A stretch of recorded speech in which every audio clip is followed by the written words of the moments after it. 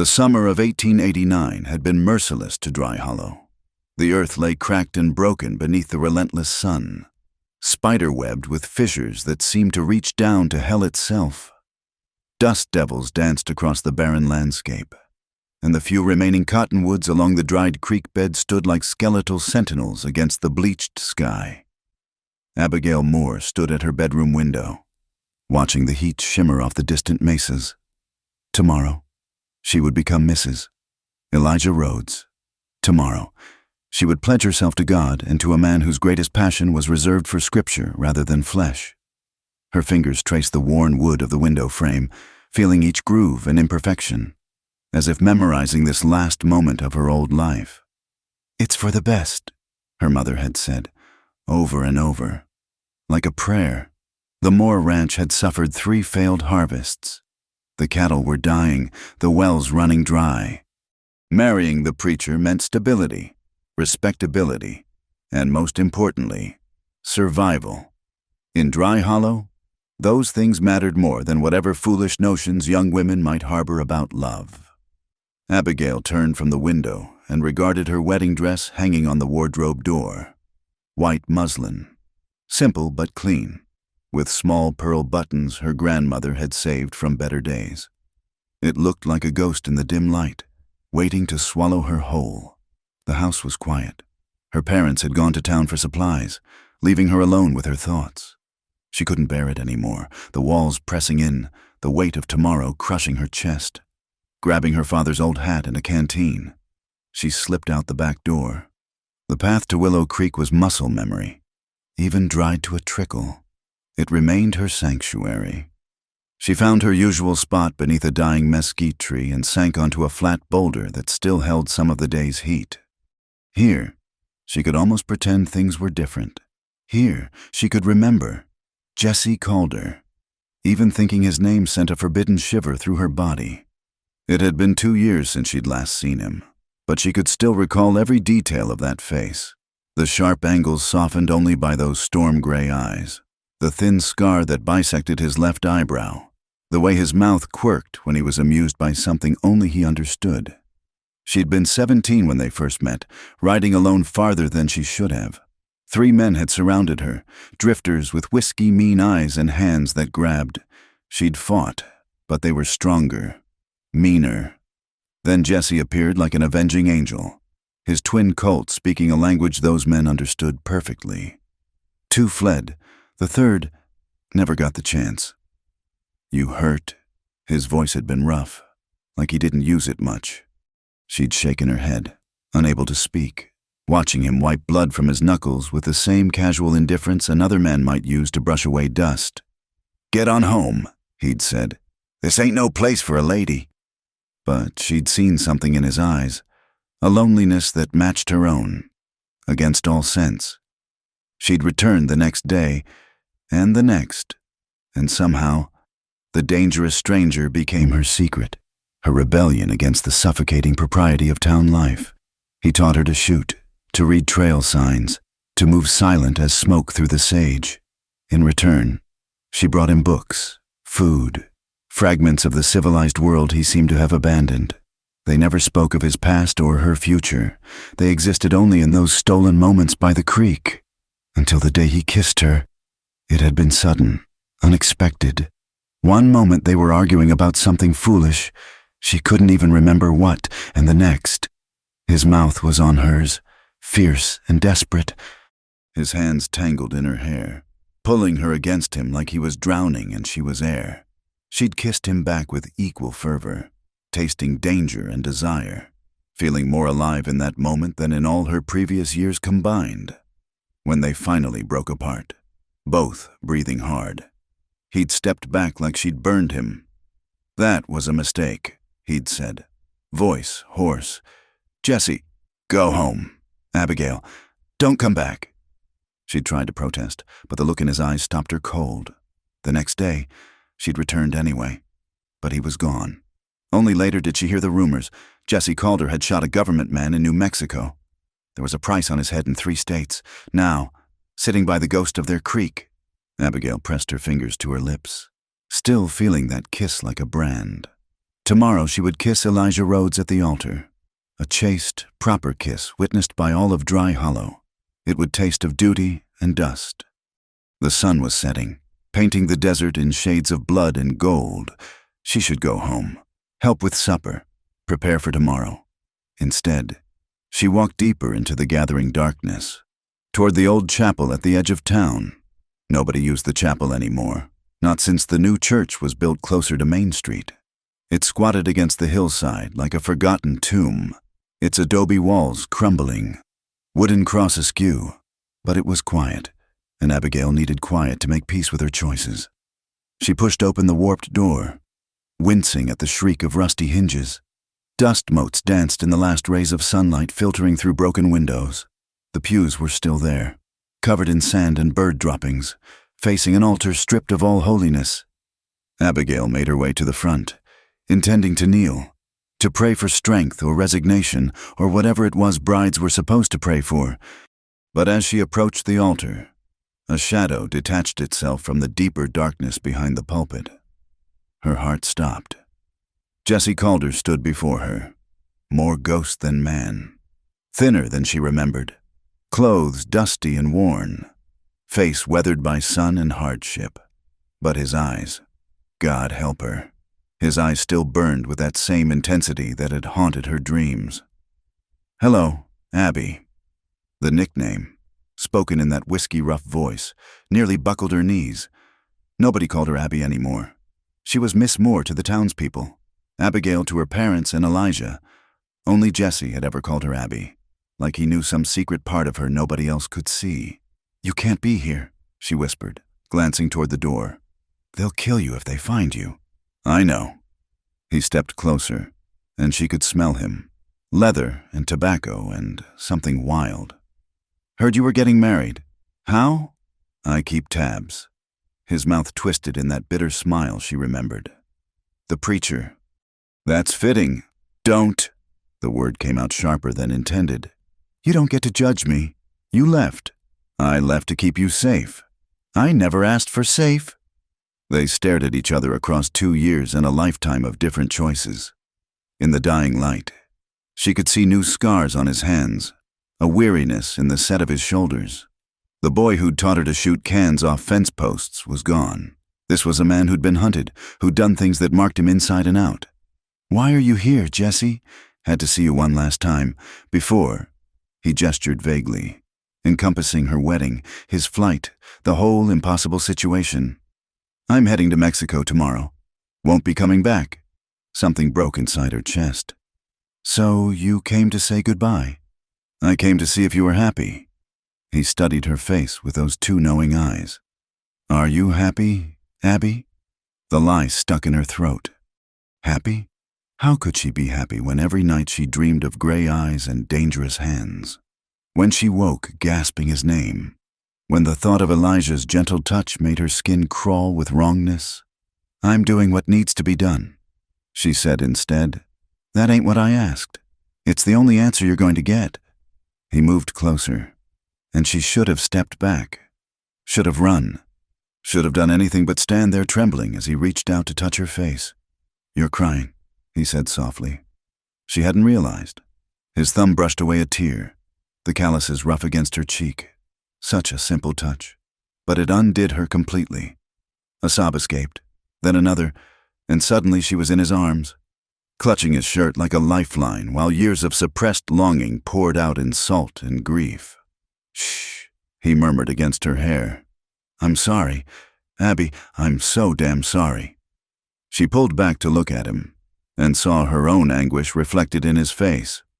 Without thinking, without caring about tomorrow or sin or consequences, she pressed her lips to his. This kiss was different from their first. That had been wild, unexpected. This was deliberate, desperate, a claiming and a farewell all at once. He groaned against her mouth, backing her against the altar until she was trapped between cold stone and his warm body. His hands tangled in her hair, pulling pins free until it tumbled around her shoulders. "Abby," he breathed against her throat. "We can't." "Yes, we can."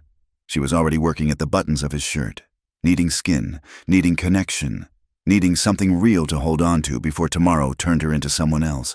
"Please, Jessie, just once, just—" He silenced her with another kiss, lifting her onto the altar with easy strength. Somewhere in the back of her mind, she knew this was sacrilege, knew she was damning herself.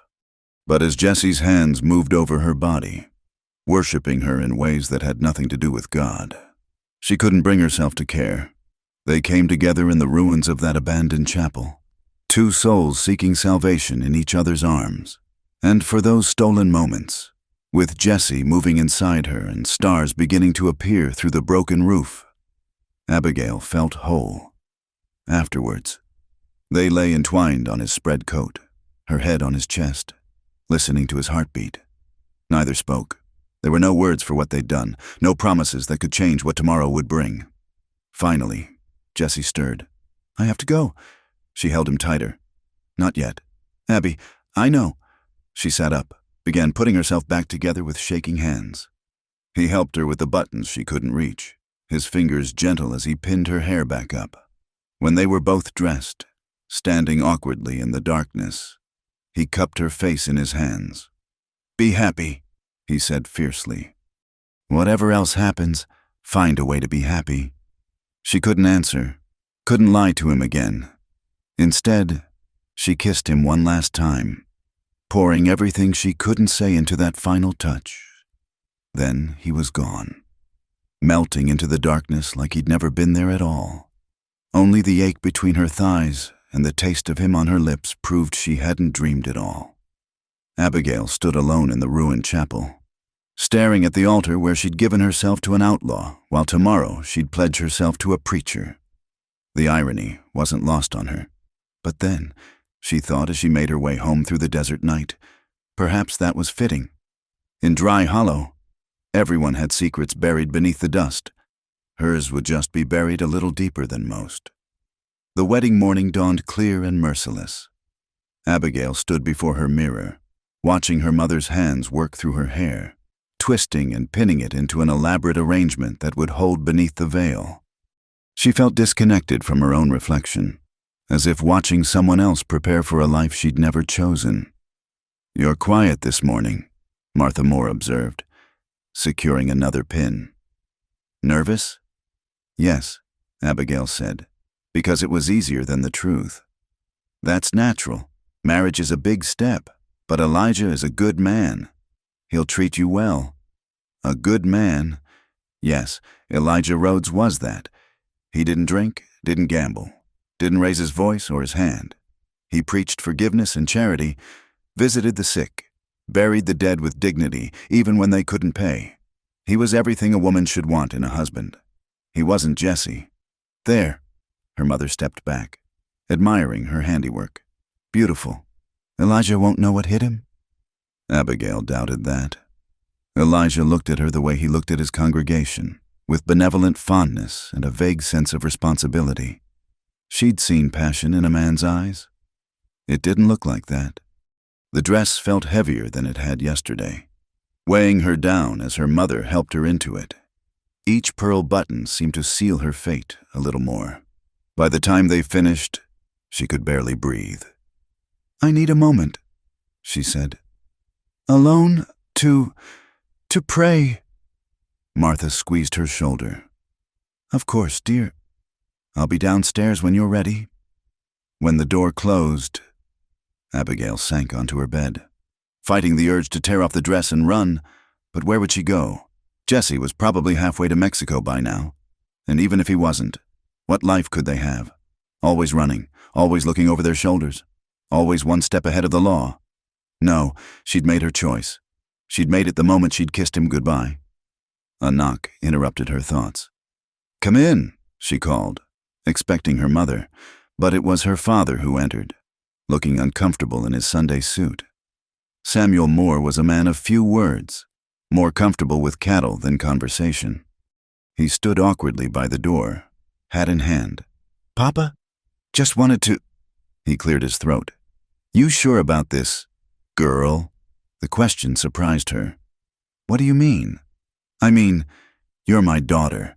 I know when you're happy and when you're not." He met her eyes, and she saw understanding there that made her throat tight. "If you don't want to do this, we'll find another way. The ranch is failing," she interrupted gently. "We both know that. This marriage will save us all. To hell with the ranch." The profanity, so unusual from him, made her blink. "I'm asking about you, Abigail. What do you want?" What did she want? She wanted to turn back time. She wanted Jesse to be a rancher or a merchant or anything but what he was. She wanted to live in a world where loving him didn't mean choosing between her heart and her family's survival. "I want to make you proud," she said finally. Her father crossed the room and pulled her into a rare embrace. "You already do, girl. Every damn day." They stood like that for a moment, and Abigail allowed herself to be a daughter one last time before she became a wife. The church bells began to ring, summoning the town to witness her transformation. Time to go. The walk to the church felt both endless and far too short. Main Street had been decorated with ribbons and wildflowers, the townspeople's attempt to bring beauty to their dust-blown lives. Neighbors emerged from shops and houses to wish her well, their faces blurring together in the bright morning sun. Inside the church, it was cooler, darker. Abigail paused at the entrance, letting her eyes adjust. The pews were full. Everyone loved a wedding, especially when it promised cake and lemonade afterwards. At the altar, Elijah waited in his best black coat, blonde hair slicked back, hands clasped in front of him like he was already praying. The organist began to play, and Abigail forced her feet to move. One step, another. Each one carrying her further from who she'd been in that ruined chapel, closer to who she was supposed to become. Halfway down the aisle, she saw him. Jesse stood in the back corner, hidden in the shadows behind a pillar. He'd cleaned up some different clothes, face shaved, hat pulled low. To anyone else, he might have been just another drifter come to town for the spectacle, but Abigail would have known him anywhere. Their eyes met across the church, and she stumbled. Her father steadied her, murmuring something she didn't hear. All she could see was Jesse, watching her walk toward another man. His face was stone, but his eyes, God, his eyes were screaming. Why was he here? He was supposed to be gone, supposed to be safe. This was torture for them both. And for what? Some masochistic need to see it through to the end. She reached the altar on legs that felt like water. Her father kissed her cheek and placed her hand in Elijah's. The preacher's skin was soft, slightly damp with nerves, so different from Jesse's calloused fingers. "Dearly beloved," Reverend Patterson began, and Abigail forced herself to focus on the words, on Elijah's pale blue eyes, on anything but the man standing in the shadows. The ceremony passed in a blur. She made the right responses at the right times, her voice steady even as her heart shattered with each vow: love, honor, obey, forsaking all others, until death do us part. If anyone here present knows of any reason why these two should not be joined in holy matrimony, speak now or forever hold your peace. The church held its breath. Abigail's eyes betrayed her, darting to where Jesse stood. For one wild moment, she thought he might speak, might stride forward and claim her in front of God and everyone. But he remained silent, still as death. "Then by the power vested in me," the words washed over her like a judgment. When Elijah lifted her veil, she saw kindness in his face, satisfaction at a duty fulfilled. When he kissed her, a brief, dry press of lips, she tasted nothing at all. "Ladies and gentlemen, I present to you Mr. and Mrs. Elijah Rhodes." The congregation erupted in applause. Abigail smiled because she was supposed to, accepted congratulations because they were offered. But when she looked back to the corner, Jesse was gone. The reception was held in the church hall, tables groaning under the weight of covered dishes contributed by the women of Dry Hollow. Abigail moved through it like a ghost, accepting hugs and well wishes, dancing when required, eating without tasting. Elijah stayed close, his hand possessive on her elbow, introducing her to people she'd known all her life as my wife. My wife. The words felt like shackles. As the sun began to set, Elijah whispered that it was time to go. They would spend their wedding night at his small house behind the church. Their house now, she reminded herself. Tomorrow, her things would be moved from the ranch. Tonight, there was just her and her husband and the bed she'd have to share. The walk was mercifully short. Elijah kept up a stream of gentle conversation about the wedding, the gifts they'd received, plans for their future. Abigail nodded and made appropriate sounds, but her mind was elsewhere, searching shadows for a familiar figure. The house was modest but clean, everything in its place. Elijah had obviously made an effort. Fresh flowers on the table, new curtains in the windows. The bedroom door stood open at the end of the hall, waiting. "Would you like some tea?" Elijah asked. "Or perhaps you'd prefer to retire?" The delicate way he said it almost made her laugh, or cry. She wasn't sure which anymore. "I think I'll step outside for a moment," she said. "For some air, of course."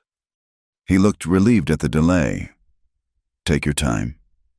The backyard was small, bordered by a fence that needed painting. Abigail stood among the struggling roses Elijah had planted, breathing in the cooling desert air. Somewhere out there, Jesse was riding away. She hoped he was. Anyway, hoped he was putting distance between himself and this place that held nothing for him now. "You look beautiful in white." She spun around. Jesse stood by the fence, a shadow among shadows. "You have to leave," she whispered urgently. "If Elijah sees you—" "He won't." Jesse vaulted the fence with easy grace, approaching her slowly, like she was a spooked horse. "I tried to go, got 10 miles out of town before I turned back." "Why?" "You know why." They stood inches apart, not touching. The space between them crackled with everything they couldn't say, couldn't do. "This is killing me," he said roughly. "Knowing you're in there with him, knowing he'll touch you, have what should have been—" He cut himself off, jaw clenched. "Jesse, please, this is hard enough. Run away with me." The words hung between them, impossible and tempting. "We'll go to California," he continued. "Urgent now. Or Oregon, somewhere they don't know my face. I'll change my name, work honest. We could have a life, Abby, a real life." "And my parents?" "They'd lose everything." "I have money saved, enough to—" "Blood money." The words came out harsher than intended. "From robbing? Killing?" His face shuddered. "Only men who needed killing." "That's not for you to decide." "No? Then who decides? Abby? The law that lets rich men buy their way out of anything? The same law that would have let that government man force himself on a 14-year-old girl because her father owed taxes?" She closed her eyes. "I can't do this with you. Not tonight." "Then when?" He stepped closer, and she could feel the heat of him, smell the leather and sweat and desperation. "When he's planted his seed in you, when you're raising his pale, prayer-filled children, when does it become too late?" "It's already too late." The words tore from her throat. "It was too late the moment you left 2 years ago. I left to protect you. I didn't ask you to—" She was crying now, everything spilling out. "I would have gone with you then, anywhere, been anything, but you decided for both of us, and now—" "Abigail?" Elijah's voice from the house. "Is everything all right?" Jesse's hand went to his gun, and Abigail grabbed his wrist. "No!" she hissed. "You've spilled enough blood. Not his, never his." "Even though he has what's mine. I'm not yours." The lie burned her tongue. "I'm his wife. That's what I chose." Jesse stared at her for a long moment, and she saw the exact instant something died in his eyes. "Then I guess we're done here." He stepped back, and the loss of his warmth was like losing the sun. "Be happy with your preacher, Mrs. Rhodes. Hope he keeps you warm at night." He turned to go, and panic clawed at her chest. "Jesse, wait!" But he was already over the fence, disappearing into the darkness. This time, she knew. He wouldn't come back. "Abigail?" Elijah appeared in the doorway, concern creasing his features. "I heard voices. Just praying," she managed, wiping her cheeks. "Wedding day nerves." He smiled gently. "Of course, take all the time you need. I'll be inside when you're ready." When he left, Abigail sank to her knees among the dying roses. Somewhere in the distance, she heard hoofbeats heading south. By morning, Jessie would be in Mexico. By morning, she would be truly Elijah's wife in all ways. She stayed there until the last echo of hoofbeats faded, until the stars came out and the desert cold crept in. Then she rose, smoothed her wedding dress, and went inside to meet her fate. Elijah was waiting in the bedroom, already in his nightshirt, hair tousled. He looked young, nervous, nothing like the man who commanded respect from the pulpit. "You don't have to be frightened," he said softly. "I'll be gentle. I know this is new for you." If only he knew. But she nodded, played the virgin bride, let him lead her through the motions with fumbling kindness. When he moved above her, she closed her eyes and tried not to think of another night, another man, another kind of prayer entirely. Afterwards, Elijah fell asleep quickly, one arm draped possessively across her waist. Abigail lay awake, staring at the ceiling, feeling Jessie's absence like a missing limb. Outside, a coyote howled at the moon. The sound was lonely, desperate, wild. She understood exactly how it felt. The days that followed blended into one another like watercolors in the rain. Abigail learned the rhythms of her new life, preparing Elijah's breakfast before dawn, mending his shirts, keeping house while he made his rounds. She attended church services as the preacher's wife, sitting in the front pew with hands folded and eyes downcast, the very picture of devotion. At night, Elijah came to her bed with the same gentle determination he brought to everything. He was considerate, patient, always asking if she was comfortable. She learned to make the right sounds, to move in ways that pleased him, to pretend. It was a different kind of lie than the one she told during daylight, but a lie all the same. 3 weeks into her marriage, the news arrived like a thunderclap on a clear day. Abigail was at the general store, selecting fabric for new curtains, when she heard Jake Morrison talking to a group of men by the pickle barrel. "Federal marshals, heading this way," Jake was saying. "Heard it from a fellow in Tucson. They're after that outlaw, Jesse Calder." The bolt of blue calico slipped from Abigail's numb fingers. "About time," another man grunted. "Been terrorizing folks for too long." "Terrorizing?" Jake snorted. "Man saved the Hendricks girl from those bandits last year. And remember when he ran off those claim jumpers from Widow Chen's property? Still a killer," the first man insisted. "Law's the law." Abigail forced herself to pick up the fabric, to continue shopping as if her world hadn't just tilted off its axis. Jesse hadn't made it to Mexico. He was still out there, somewhere in the territory, with federal law closing in. Mrs. Rhodes, Mrs. Pemberton, the shopkeeper's wife, peered at her with concern. "You've gone pale. Dear, are you feeling all right?" "Just the heat," Abigail managed. "I should get home." She barely remembered the walk back, her mind racing. Jesse had to know about the marshals. He had to run, but even as she thought it, she knew better. Jesse Calder had never run from a fight in his life. That night, she was distracted enough that even Elijah noticed. "You seem troubled," he observed over dinner. "Is something wrong?" "I heard about those marshals coming to town," she said carefully. "It's frightening, thinking about dangerous men so close by." Elijah reached across the table to pat her hand. "You needn't worry. The law will protect us. And that outlaw they're after, he's probably long gone by now. Men like that are cowards at heart." Abigail bit her tongue so hard she tasted blood. 2 nights later, she woke to pebbles hitting the bedroom window. Elijah slept on beside her, exhausted from a day of visiting sick parishioners. Moving carefully, she slipped from bed and peered through the curtains. Jessie stood in the moonlight, hat in hand. Her heart stopped, then resumed at double speed. She grabbed her shawl and crept through the house, every creak of the floorboards sounding like thunder. "You promised you'd go to Mexico," she hissed the moment she stepped outside. Plans changed. He looked terrible, hollow-eyed, unshaven, clothes dusty from hard riding. Ran into trouble at the border, had to circle back. "The marshals—" "I know." His laugh was bitter. Seems my reputation preceded me. Then why are you here? Why aren't you running? Because I'm tired of running. He stepped closer, and she could see the exhaustion etched in every line of his face. And because I had to see you again, one more time. Jesse, I know what you're going to say. You're married. You made your choice. I respect that. But Abby, his voice broke slightly. I'm probably going to die soon, either by a marshal's bullet or a hangman's noose. And I couldn't go without telling you that I love you. Always have, always will, until my last breath and beyond. The words she'd waited 2 years to hear, delivered too late to matter. The cruelty of it made her knees weak. Don't say that, she whispered. Don't you dare stand there and say that when you know I can't what? His eyes blazed with sudden fire. Can't love me back? We both know that's a lie.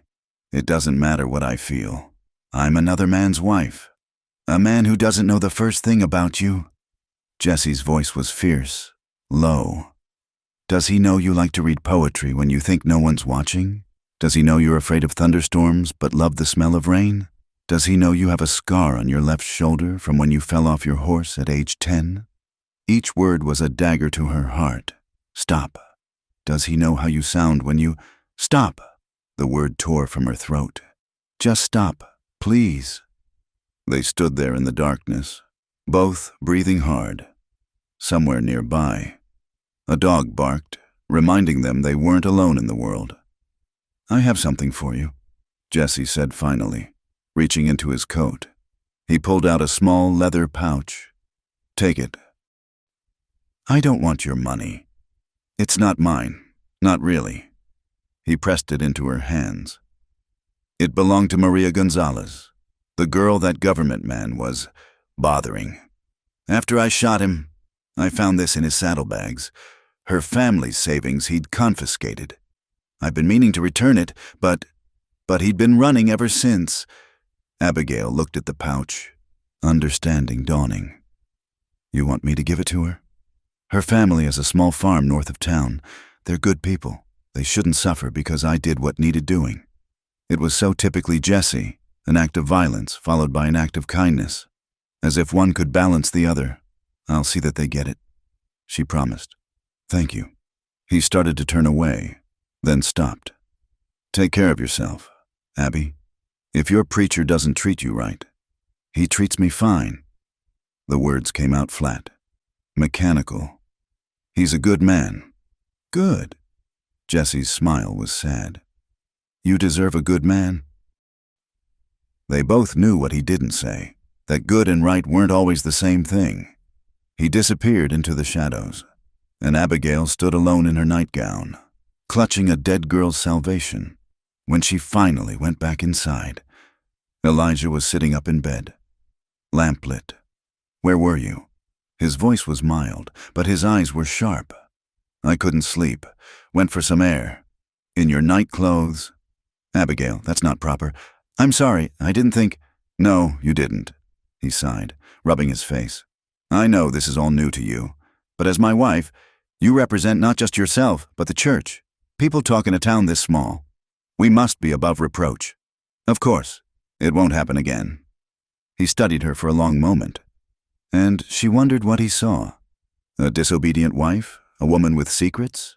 Or just another soul in need of guidance? Come back to bed, he said finally. It's late. She hid the pouch under a loose floorboard the next day. She'd return it to the Gonzalez family soon, but not too soon. Nothing that might connect her to Jesse when things went bad. And they would go bad. She felt it building like a storm on the horizon. The marshals arrived 3 days later, 4 men with hard faces and harder reputations. They set up in the hotel, questioning everyone about Jesse Calder's whereabouts. Abigail watched from the window of the dress shop as they worked their way down Main Street, badges glinting in the sun. Frightening men. Misses, Pemberton tutted. But necessary, I suppose. Can't have outlaws running wild. No, Abigail agreed hollowly. We can't have that. That night, Elijah was called away. Old Mr. Watson was dying and wanted last rites. Abigail sat alone in the parlor, trying to focus on her sewing, when she heard it. Gunfire from the direction of town. Her blood turned to ice. More shots. Shouts. The thunder of hooves. She was halfway to the door when Elijah burst in, face flushed with exertion. "There's been a shooting," he panted. "That outlaw, Calder, he was in town. The marshals cornered him in the saloon." The world tilted. "Is he?" "Wounded, but he escaped. Killed one marshal, wounded 2 others." Elijah shook his head. "The violence of it. I'll never understand what drives men to such extremes." Abigail sank into a chair, relief and terror warring in her chest. Alive. Jesse was alive. But for how long? "They'll catch him," Elijah continued, moving to comfort her. "Don't worry. He won't get far with a bullet in him." A bullet.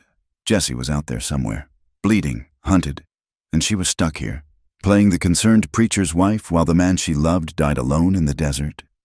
"I need to pray," she said suddenly. Elijah smiled approvingly. "Of course. Shall we pray together?" I need solitude. Please." He looked slightly hurt but nodded. "I'll be in my study if you need me." The moment he left, Abigail flew into action. She gathered supplies, bandages from her sewing basket, laudanum from the medicine cabinet, food from the kitchen. It was madness. If she was caught, but she couldn't sit here and do nothing. Not again. She wrapped everything in a dark cloak and slipped out the back door. The streets were chaos, men with torches searching buildings, dogs barking, women herding children inside. In the confusion, no one noticed one more shadow moving through the darkness. Instinct guided her feet. Jesse would go to ground somewhere familiar but hidden. Somewhere he could defend but also escape from. Somewhere like the old mine shaft. Of course, it was a mile outside town, abandoned for years after the silver played out. She and Jesse had explored it once, back when things were simpler. He'd remember. He'd go there. She was right. She found his horse first, tied behind a cluster of rocks, head hanging with exhaustion. Then she saw the blood droplets leading into the mine entrance. "Jesse?" she called softly. "It's me." A click of a hammer being cocked. "Abby?" She followed his voice into the darkness, feeling along the rough walls. He was propped against a support beam, gun in hand, shirt dark with blood. "What the hell are you doing here?" He tried to sit up straighter and hissed in pain. "Saving your stubborn life." She knelt beside him, hands already working at his shirt buttons. "Where you hit?" "Left shoulder. Went clean through." He caught her hands. "You can't be here. If they find you, then we'd better work quickly." The wound was ugly, but not fatal if kept clean. She worked by touch and memory, cleaning and binding while Jesse bit down on his belt to keep from screaming. When she finally tied off the bandage, both of them were sweating. "You need a doctor," she said. "Sure. I'll just walk into Doc Morrison's office. I'm sure he won't mind treating a wanted man." "Don't joke. This is serious. Everything with you is serious." His hand found her face in the darkness. "Why did you come?" The truth was too big, too dangerous. "Someone has to return that money to the Gonzalez family if you die." His laugh turned into a cough. Practical as always. She gave him water, food, made him take the laudanum despite his protests. As the drug began to work, his words grew slurred. "Should have taken you with me that first time," he mumbled. "Should have been braver. Shh, save your strength. Love you, Abby. Never stopped, even when I tried." The words hung in the darkness between them. She wanted to say them back, wanted to tell him everything in her heart. Instead, she smoothed his hair back and whispered, "Rest now." He was unconscious when she finally left. His breathing steady but labored. She'd done all she could. The rest was up to him and God, if he still listened to prayers for outlaws. She made it home just before dawn, slipping back into bed moments before Elijah stirred. He reached for her sleepily, and she let him, trying not to think of another man's blood under her fingernails, another man's confession echoing in her ears. The sun rose on a changed world, somewhere out there. Jesse Calder was fighting for his life, and Abigail Rhodes, preacher's wife, pillar of the community, was the one who'd given him the chance to keep fighting. She'd crossed a line. There would be no going back now. The news spread through Dry Hollow like wildfire. Jesse Calder had vanished. The marshals found blood at the old mine, but no body. No trail. Some said he'd crawled off to die like a wounded animal. Others whispered he'd had help. Though who in their God-fearing town would aid such a man? Abigail kept her silence, going about her duties with the same quiet efficiency as always. But inside, she was fracturing. Every night she lay beside Elijah. She wondered if Jesse was still alive, if the wound had festered, if he'd made it to safety. The not knowing was its own kind of torture. 2 weeks passed before she heard anything. She was returning the cleaned communion linens to the church when she saw him, a young Mexican boy she recognized from the Gonzalez farm, loitering near the cemetery gates. "Senora Rhodes?" He approached nervously. "I have message." Her heart leaped, but she kept her expression neutral. "From whom?" "A friend. He say to tell you the package was delivered safely." The boy pressed a small, folded paper into her hand, then disappeared before she could respond. Abigail waited until she was alone in the vestry before opening it. Jesse's handwriting, rough but unmistakable. "The debt is paid. Don't look for me. J." Relief flooded through her so violently she had to sit down. Alive. He was alive, and the Gonzalez family had their money. Both debts settled. As he'd said. She burned the note immediately, watching the evidence crumble to ash. But she couldn't burn away the lightness in her chest, the first real peace she'd felt since her wedding day. That evening, Elijah noticed the change. "You seem happier," he observed over dinner. "More at ease." "Do I?" She focused on cutting her meat. "Perhaps it's just relief that those marshals have gone." "Yes, that was an ugly business." He paused, studying her. "Though I can't help but wonder how that outlaw escaped, wounded as he was. Someone must have helped him." The knife slipped, nicking her finger. "Oh, let me see." Elijah was beside her instantly, cradling her hand with a gentle concern. "It's not deep. Here." He wrapped his napkin around the small cut, his touch tender. For a moment, looking into his earnest face, Abigail felt the full weight of her betrayal. This man had given her his name, his home, his protection, and how had she repaid him? "Elijah," she began, not sure what she intended to say. "Hush now." He smiled. "It's just a small wound, nothing that won't heal with time." If only he knew. The dust storm struck 3 days later, one of those legendary blows that turned day to night and drove sensible folk indoors. Abigail was securing the shutters when she heard the pounding at the back door. She opened it to find chaos, wind howling, sand swirling, and in the middle of it all, Jesse Calder holding a small, unconscious form. "Help me," he shouted over the storm. Questions could wait. She ushered him inside, slamming the door against the wind's fury. In the lamplight, she could see the child he carried, a boy, maybe 6 years old, covered in dust and blood. What happened? Found him out by Copper Creek. His family's wagon overturned. Parents are dead. Jesse laid the boy gently on the kitchen table. "He's hurt bad. Abby needs a doctor." "In this storm, Doc Morrison would never—" She stopped, seeing Jesse sway on his feet. His shoulder was bleeding again. The wound reopened. "You're injured." "I'm fine. The boy—" "Sit down before you fall down." She was already gathering supplies, mind racing. "I'll tend to you both. Your husband is at the church, leading a prayer meeting. He won't leave until the storm passes." She began cleaning the boy's wounds, relieved to find them mostly superficial despite the blood. "This child needs rest and warmth more than anything." Jesse slumped in a chair, watching her work. "You're different," he said quietly.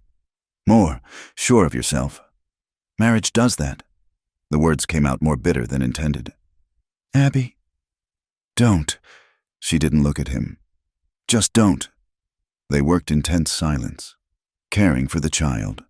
The boy stirred occasionally, mumbling for his mother in fevered dreams that broke Abigail's heart. She made a pallet for him near the stove, where he'd be warm. then turned her attention to Jesse. "Shirt off," she commanded. "Bossy, too," he muttered, but complied. The wound had indeed reopened, though not as badly as she'd feared. She cleaned and rebandaged it with practiced efficiency, trying not to notice the way his muscles tensed under her touch, the heat of his skin, the familiar scent of him beneath the dust and blood. "You're getting too good at this," he said when she finished. "I've had practice." She moved away, needing distance. "What were you doing at Copper Creek?" "Heading south. Thought I'd check the old crossing, see if it was clear." He flexed his shoulder experimentally. "Good thing I did. And the boy's family? Mormons. From the look of their wagon. Probably heading for the settlements in Mexico." His expression darkened. "Wheel broke. Sent them straight into the ravine. They were gone when I found them. Another tragedy in a land full of them. What will happen to him? Orphanage in Tucson, I suppose. Unless what?" Jesse met her eyes. "Unless someone here takes him in." The suggestion hung between them, loaded with implications. A child. She and Elijah had been married nearly a month now with no sign of conception. Taking in an orphan would quiet the whispers she'd already begun to hear. Provide the family Elijah clearly wanted. "I'll speak to my husband," she said finally. "Your husband?" Jesse's voice was flat. "How is married life? Mrs. Rhodes?" "Don't. I'm just making conversation." "No, you're not." She turned to face him fully. "You're trying to hurt me, or yourself, maybe both. Maybe I am." He stood abruptly, then grabbed the table as dizziness hit. "Maybe I'm tired of pretending this is fine, that you being with him while I'm out there alone is how things should be. You made that choice." The words exploded from her. "You left." "You decided for both of us, and now you want to blame me for surviving." "Surviving?" He laughed bitterly. "Is that what you call this? Going through the motions? Letting him touch you when we both know—" "Stop." Her voice was deadly quiet. "You don't get to do this. You don't get to ride back into my life whenever you please and judge the choices I made after you abandoned me.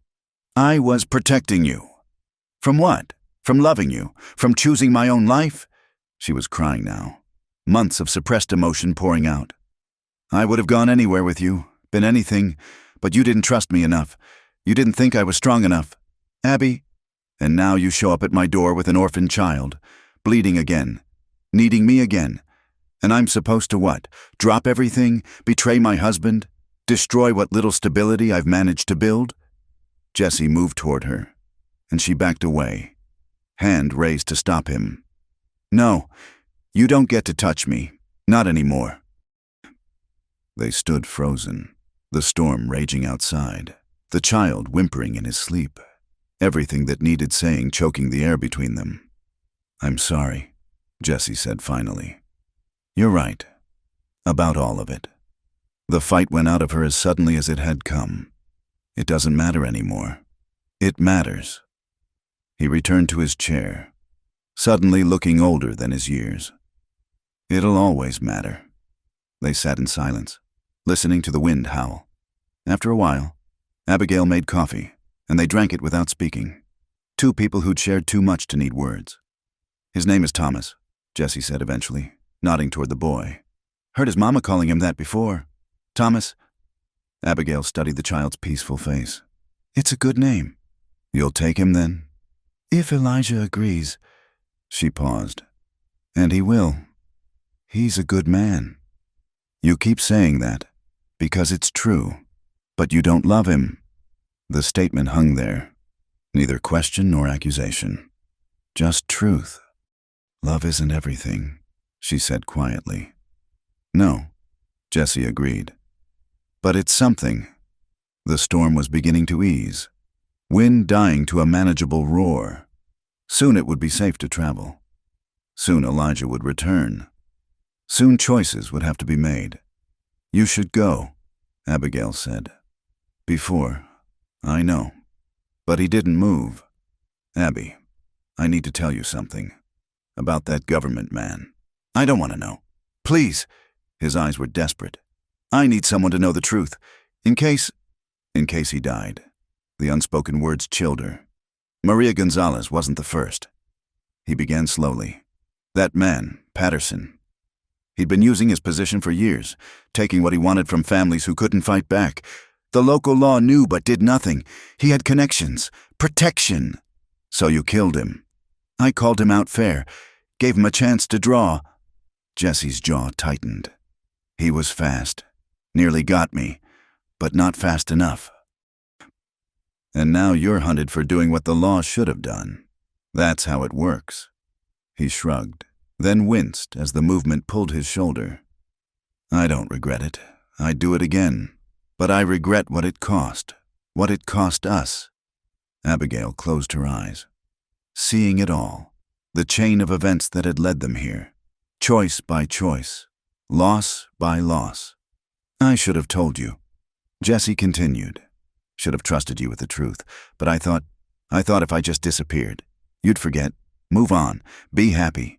I did move on, she said, opening her eyes. But forgetting? Being happy? Those were never really options. I'm sorry. I know. The wind had died to almost nothing now. In the distance, she could hear voices, people emerging to assess the damage. Soon, Elijah would return, worried about her, about their home. Jessie stood, steady now. I'll go out the back. Wait. She disappeared into the bedroom, returning with a package. Food, medical supplies, some money. It's not much, but, Abby, I can't take your money. It's mine from before the marriage. My egg money. Please. He accepted the package reluctantly. What will you tell your husband? About the boy? The truth, mostly. That someone brought him here during the storm. That his parents died in an accident. She managed a small smile. I'll leave out the identity of his rescuer. Probably wise. He moved toward the door, then turned back. Take care of him. The boy. He deserves better than the life you've led. The words hung unspoken. I will, she promised.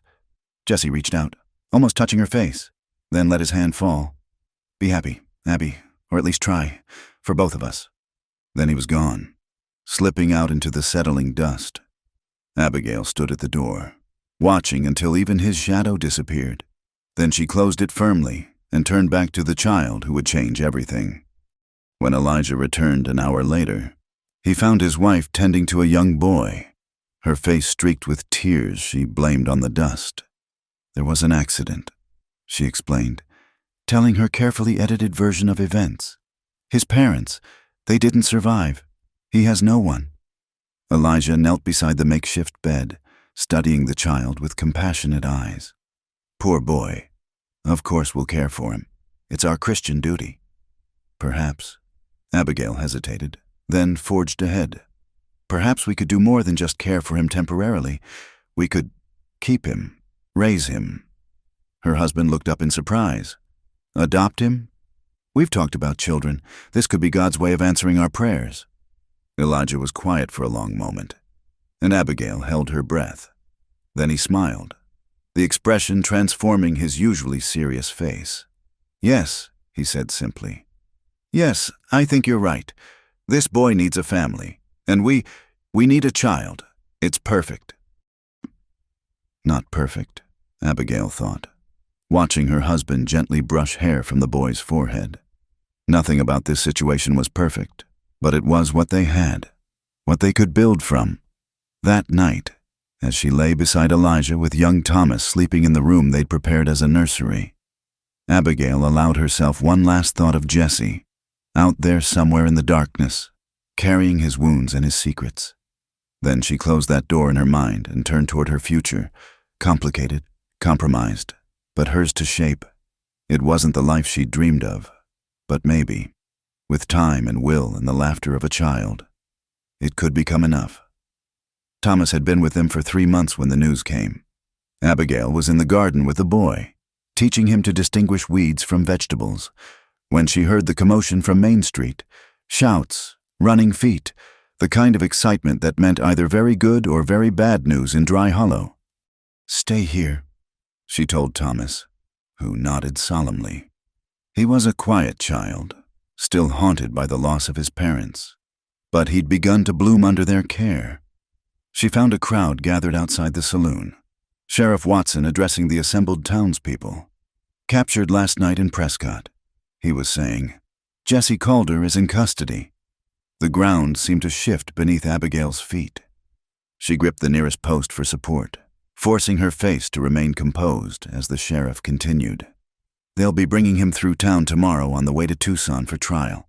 I want every able-bodied man armed and ready. We're not taking any chances." "Good riddance," someone muttered. "'Bout time that killer faced justice." "My cousin in Prescott says he didn't go down easy," another added. "Took 6 men to bring him in." Abigail turned away, unable to bear more. She made it to the church before her legs gave out, sinking onto a rear pew as the weight of it crashed over her. Captured. After all his running, all his fighting, they'd finally caught him. "Abigail?" Elijah appeared from the vestry, concern creasing his features. "I heard the commotion. Is everything all right?" "They caught him," she managed. "That outlaw, Jesse Calder." "Ah." Elijah sat beside her, taking her trembling hands in his. "You're frightened, but you mustn't be. He can't hurt anyone now." If only he knew that Jesse had never been the one doing the hurting. That night, Abigail lay wakeful while her husband and adopted son slept. Her mind raced with wild plans. She could help him escape, create a distraction, smuggle him a weapon, but each scheme crumbled under scrutiny. She was the preacher's wife now, mother to a child who needed stability. She couldn't throw it all away, could she? The next morning dawned hot and still. The entire town turned out to see the infamous Jesse Calder brought through in chains. Abigail stood with the other women, Thomas's hand clutched in hers. As the prison wagon rolled down Main Street, she saw him before he saw her. He sat in the cage, wrists and ankles shackled, surrounded by armed guards. But his head was high, his bearing unbroken, even in chains. Jesse Calder refused to be diminished. Then his eyes found hers in the crowd, and, for one eternal moment, the rest of the world ceased to exist. She saw everything in that look: love, regret, farewell, a lifetime of words compressed into a single glance. Thomas tugged at her skirt. "Mama Abby, who is that man?" The name the boy had chosen for her nearly broke her composure. "Just someone who made bad choices," she whispered.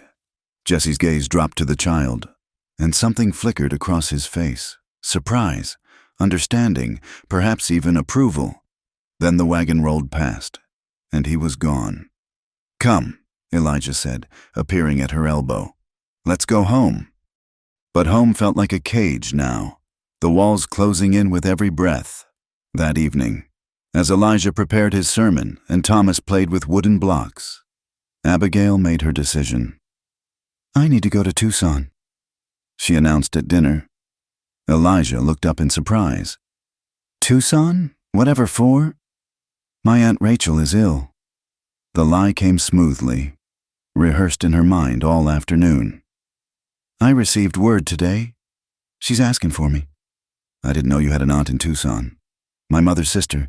We weren't close, but she has no other family." Abigail forced herself to meet his eyes. "I should go, of course." Elijah's face softened with sympathy. "Family obligations are sacred. When will you leave?" "Tomorrow, the early stage." "So soon? And what about Thomas? I thought—" She hesitated, then forged ahead. "I thought perhaps this would be good for you both. Time to bond without me in the middle. You're his father now, after all." Elijah considered this, then nodded. "Perhaps you're right. How long will you be gone?" "A few days, maybe a week. However long the trial takes," she thought but didn't say. That night, she held Thomas extra long at bedtime, memorizing the weight of him in her arms. "Will you come back?" he asked, those two wise eyes searching her face. "Of course I will," she promised, praying it wasn't another lie. The stage to Tucson was cramped and dusty, filled with traveling salesmen and a severe woman who clutched her Bible like a weapon. Abigail kept her head down, bonnet pulled forward, playing the part of a respectable woman on a family errand. Inside, She felt like she was coming apart at the seams. Tucson was bigger than Dry Hollow, bustling with commerce and corruption in equal measure. She found a cheap boarding house near the courthouse, signing the register as Mrs. Smith, paying in advance. The trial was set to begin in 2 days. 2 days to figure out what she thought she was doing here. 2 days to decide if she was brave enough to face what came next. She spent the time walking the streets, learning the layout of the courthouse, the jail, the routes between them. She wasn't planning anything, she told herself, just preparing. For what? She couldn't say. The night before the trial, she found herself at the jail. It was a squat brick building, windows barred, guards posted at every entrance, impossible to breach. But maybe, "I'd like to see a prisoner," she told the desk sergeant, her voice steady despite her racing heart. "No visitors for Calder," he said without looking up. "Marshal's orders." "I'm not a visitor." She lifted her chin, channeling every ounce of righteous authority she'd learned as a preacher's wife. "I'm here to offer spiritual comfort. Surely even condemned men deserve a chance at salvation." The sergeant finally looked at her, taking in her modest dress, her worn Bible, the cross at her throat. "You're a missionary?" "I go where God sends me," she said, which wasn't quite a lie. He wavered, and she pressed her advantage. Just a few minutes. To pray with him. What harm could it do? Whether it was her appearance or her audacity. Something swayed him. 10 minutes, he granted. "And you stay on your side of the bars." A guard led her through stone corridors that smelled of despair and unwashed bodies. At the end, in a cell barely large enough to turn around in, sat Jesse. He looked up as they approached, and the shock on his face might have been comical in other circumstances. "You have a visitor," the guard announced. "Make it quick." When they were alone, or as alone as they could be in a place where walls had ears, Jesse stood slowly, approaching the bars. "What are you doing here?" His voice was rough, urgent. "Abby, you can't—" "I'm Mrs. Rhodes," she said clearly, aware they might be overheard. "I'm here to offer you comfort before your trial." Understanding flickered in his eyes. He nodded, playing along.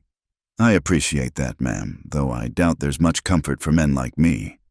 She opened her Bible, pretending to read while speaking low and fast.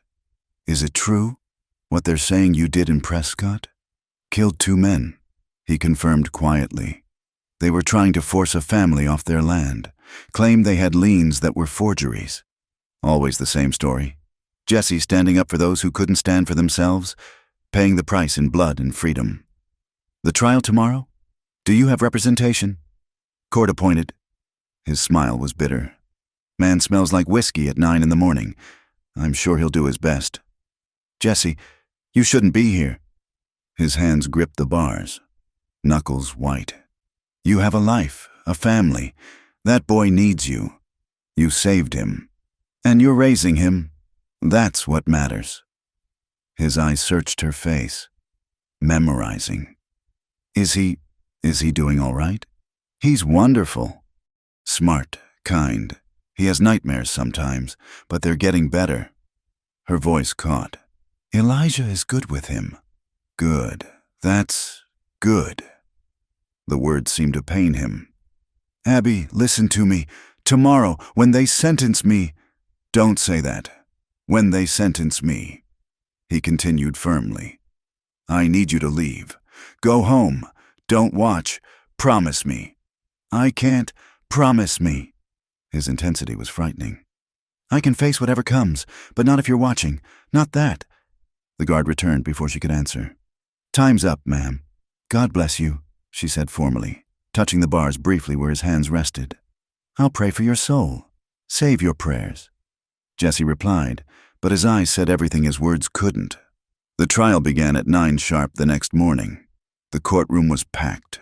Bloodthirsty spectators come to see the infamous outlaw brought to justice.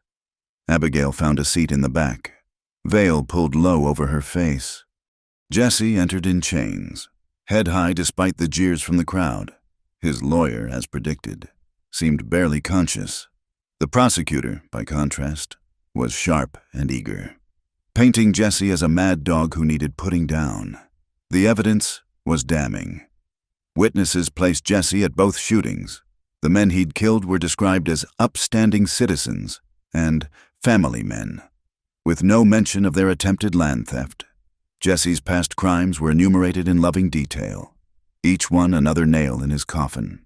When it came time for the defense, his lawyer managed only a few fumbling questions before sitting down, defeated by his own incompetence or indifference. "Does the defendant wish to speak on his own behalf?" the judge asked, clearly expecting nothing. "I do." Jesse stood, chains clanking. A murmur ran through the crowd. The judge frowned but nodded. "Proceed." Jesse turned, not to the judge or jury, but to the packed courtroom.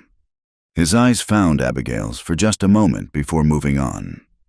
"I've killed men," he began simply. 7, to be exact. Every one of them was trying to hurt someone who couldn't defend themselves. Every one of them had the protection of the law, or money, or both. "That's not for you to decide," someone shouted from the gallery. "No?" Jesse's voice remained calm. "Then who? The sheriff who takes bribes? The judge who's bought and paid for? The system that says a rich man's wants matter more than a poor family's survival?" "Order." The judge banged his gavel. "The defendant will restrict himself to the matter at hand. This is the matter at hand." Jesse turned to the jury. "You'll convict me, we all know that, but I want it on record why I did what I did." Maria Gonzalez was 14 when Agent Patterson decided he wanted her. The Hendricks family was burned out of their home by men working for the railroad. Tom Chen was beaten near to death for the crime of success while being Chinese. He continued, naming each person he'd defended, each crime he'd avenged. The courtroom grew quieter with each name, discomfort replacing bloodlust. "I'm not asking for mercy," Jesse concluded. "I knew the price when I started down this road, but don't sit there and pretend the men I killed were innocent. Their guilt was just better dressed." He sat down in absolute silence. Even the judge seemed momentarily at a loss. The jury deliberated for less than an hour. Guilty on all charges. The sentence, death by hanging, to be carried out in 1 week's time. Jesse received the verdict without flinching. As they let him out, his eyes found Abigail one last time. She saw his lips move. Go home. But she couldn't. Not yet. That night, she wrote 2 letters. The first was to Elijah, extending her stay to tend her dying aunt. The lie burned, but what else could she do? The second letter was harder. It was addressed to Judge Samuel Morrison in Santa Fe, a man her father had known years ago, a man with a reputation for fairness and a streak of independence. She told him everything, about Patterson's crimes, about the families Jesse had saved, about the corruption that had forced a good man to become an outlaw. She begged him to intervene, to at least review the case. It was a desperate move, probably futile, but she had to try. She posted the letter express, paying extra for speed, then returned to her boarding house to wait. 3 days passed in agony. She haunted the telegraph office, hoping for word from Santa Fe. She walked past the jail, wondering if Jesse knew she was still there. She prayed, though she wasn't sure God was listening anymore. On the 4th day, 2 days before the scheduled execution, a telegram arrived. Case under review, stop execution, stayed pending investigation. Stop arriving Tucson tomorrow. Stops Morrison. Abigail sank into the nearest chair. Letter clutched to her chest. A stay, not a pardon, not freedom, but time.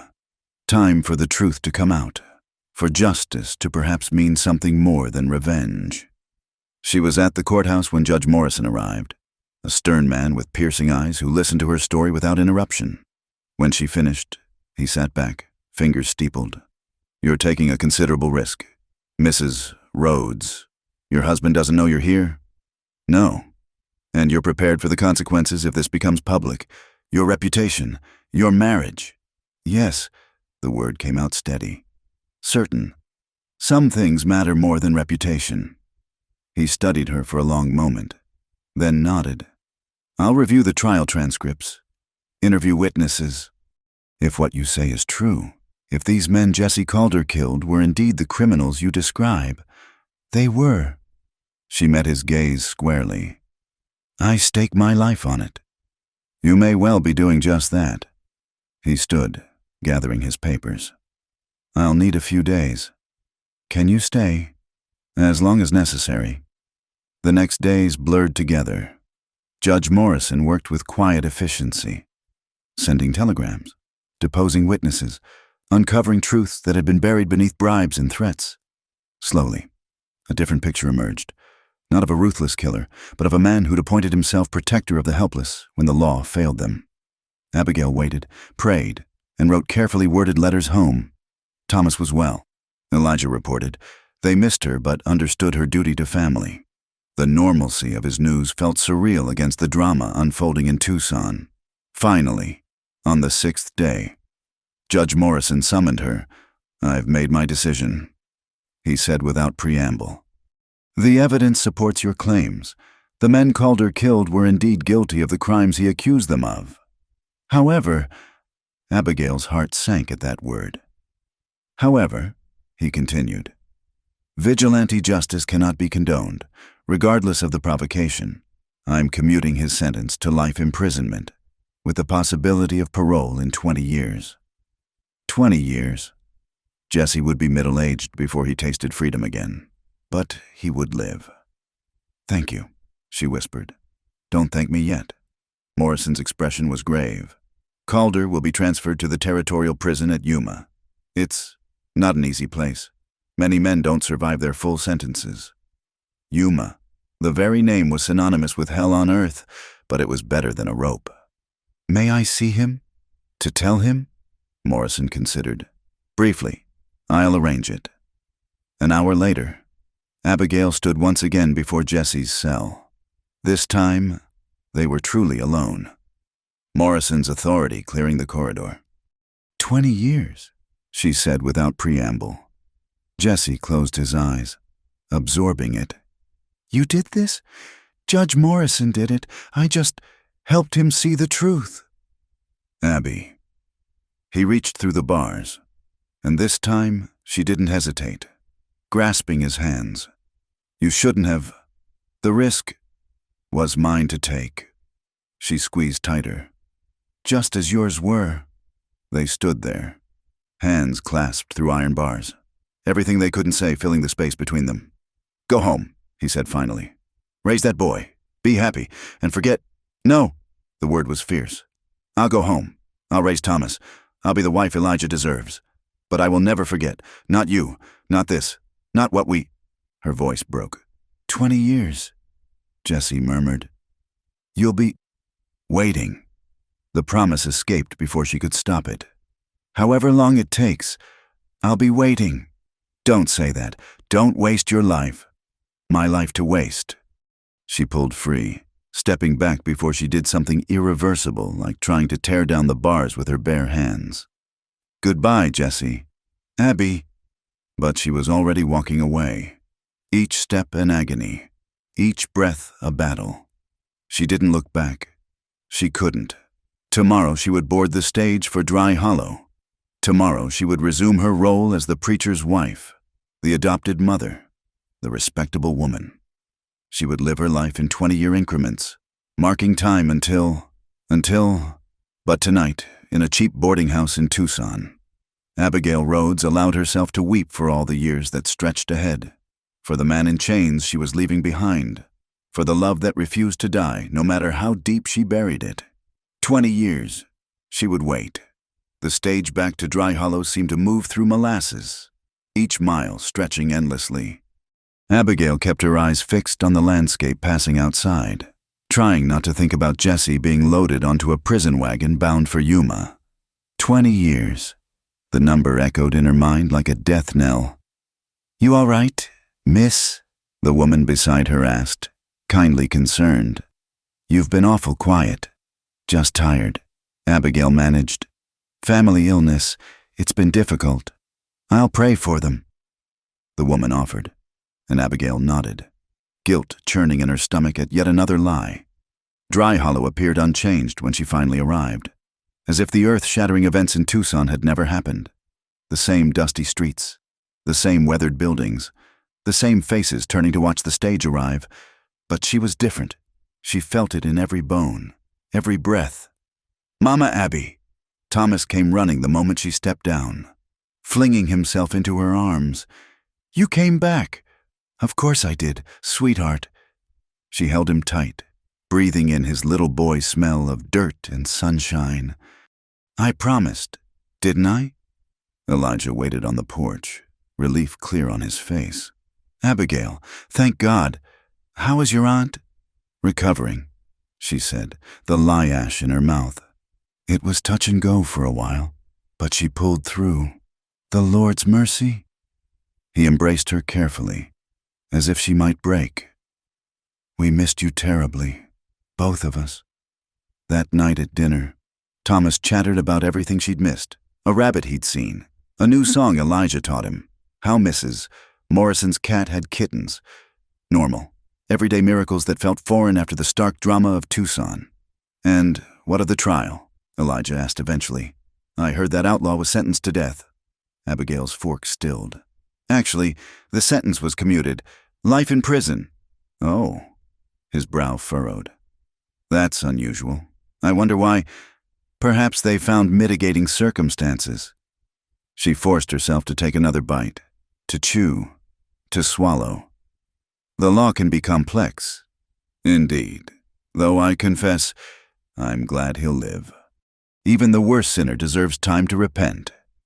If only he knew which particular sinner occupied her thoughts. The days settled into routine. Abigail threw herself into her duties with renewed vigor, as if constant motion could outrun her memories. She tended house, raised Thomas, supported Elijah's ministry. She was the perfect wife in every visible way. But at night, when her family slept, she would slip out to the garden and stare at the stars, wondering if Jesse could see them from his cell in Yuma. 20 years. Thomas would be a man grown. She would be, what? A middle-aged woman, worn down by decades of pretense? 2 months passed before the letter arrived. It was addressed to Mrs. Rhodes, no return address, postmarked from Phoenix. Her hands trembled as she opened it in the privacy of her room. The handwriting was unfamiliar, but the message was clear. "Your friend asks that you not write. It would raise questions. He is as well as can be expected. He wants you to know he understands and bears no grudge. Live your life. Be free. A friend." Abigail read it 3 times before burning it, watching the flames consume even that tenuous connection. He was protecting her still, even from behind bars, pushing her away for her own good, just as he'd done before. "Are you all right?" Elijah asked that evening, studying her across the dinner table. "You've seemed distant lately." "Have I?" She managed a smile. "I'm sorry. I suppose I'm still tired from the travel. Perhaps you should see Doc Morrison. You haven't been yourself since you returned." No, she hadn't been. She wasn't sure she ever would be again. That Sunday, sitting in church listening to Elijah preach about redemption and forgiveness, something shifted inside her. She looked at her husband, truly looked at him for perhaps the first time. He was a good man, preaching words he believed with his whole heart. He loved her in his quiet way, loved Thomas as his own. He deserved better than a wife whose heart was locked away in a Yuma prison cell. That night, she went to his bed willingly for the first time since their wedding. Not with passion, but with purpose. She owed him this much at least, an honest effort to be the wife he'd married. Elijah was surprised but pleased by her initiative. "Abigail," he murmured against her hair afterward. "I've prayed so long for this, for us to be truly united." She said nothing, but held him as he drifted to sleep, trying not to think of other arms, other nights, other whispered words in the darkness. Months turned to seasons. Thomas grew, losing his baby roundness, becoming a real boy with scraped knees and endless questions. Abigail taught him his letters, his numbers, how to ride. Sometimes she caught glimpses of Jesse in him, not in looks, but in spirit. The way he stood up to bigger boys who bullied smaller ones. The way he shared his lunch with children who had none.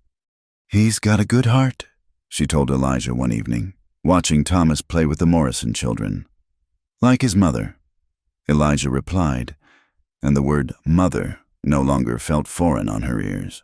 The town began to forget about Jesse Calder. New scandals, new outlaws, new stories pushed him from memory. Only Abigail remembered, carrying the secret like a stone in her chest. Then, 3 years into Jesse's sentence, unexpected news arrived. The Gonzalez family was moving away, California, where Maria could start fresh, but they came to see Abigail first. "We know," Maria's mother said simply, pressing Abigail's hands. "About the money, about who brought it, and we know who made sure it reached us." Abigail's throat closed. "I don't know what you mean." "Shh." The older woman smiled sadly. "Your secret is safe. But we wanted you to know. Maria's married now. Happy, because of what you both did. She has a life. We won't forget." After they left, Abigail sat in her kitchen and wept for Maria's happiness, for Jesse's sacrifice, for all the tangled threads of choice and consequence that had brought them here. "Mama, Abby?" Thomas appeared in the doorway, worry creasing his young face. "Why are you crying?" "Sometimes we cry when we're happy too," she told him, pulling him close. "It's complicated, like when Papa Elijah cries during his sermons." "Yes," she agreed, though Elijah's tears came from faith while hers came from its absence. Just like that. 5 years in, a drought hit the territory. Wells ran dry, crops failed, cattle died. The town pulled together as it always did in hard times. Sharing what little they had, Elijah worked tirelessly, organizing relief efforts, preaching hope when there seemed little cause for it. "You're a good man," Abigail told him one evening as he prepared to visit yet another struggling family. He looked surprised at the spontaneous compliment. "I try to be, though sometimes I wonder if I'm making any difference at all." "You are." She meant it. "This town would be lost without you. And I would be lost without you." He kissed her forehead gently. "You and Thomas, you're my anchors." She watched him go, this man who loved her so faithfully, and felt the familiar twist of guilt and affection that had become her constant companion. That night, she dreamed of rain. But in her dream, it wasn't water falling from the sky, but tears, and somewhere in the distance, she could hear Jesse calling her name. 7 years. Thomas was 13 now, tall and gangly, voice cracking as he read scripture in church. He decided he wanted to be a doctor, to help people. "Not a preacher like Papa?" Elijah had asked, only half joking. "I want to fix bodies, not souls," Thomas replied with teenage certainty. Abigail had hidden her smile, thinking Jesse would appreciate that practical philosophy. She'd grown too, in ways that surprised her. The town looked to her for leadership now, organizing the church socials, leading the ladies' auxiliary, teaching at the Sunday school. She'd become the woman she'd pretended to be for so long that sometimes she forgot it was a performance. Only sometimes, though. Only until night fell and memory rose like floodwater. 10 years. A decade.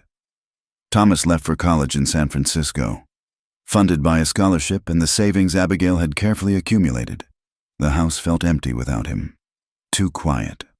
"Just us now," Elijah said that first evening, and she heard uncertainty in his voice.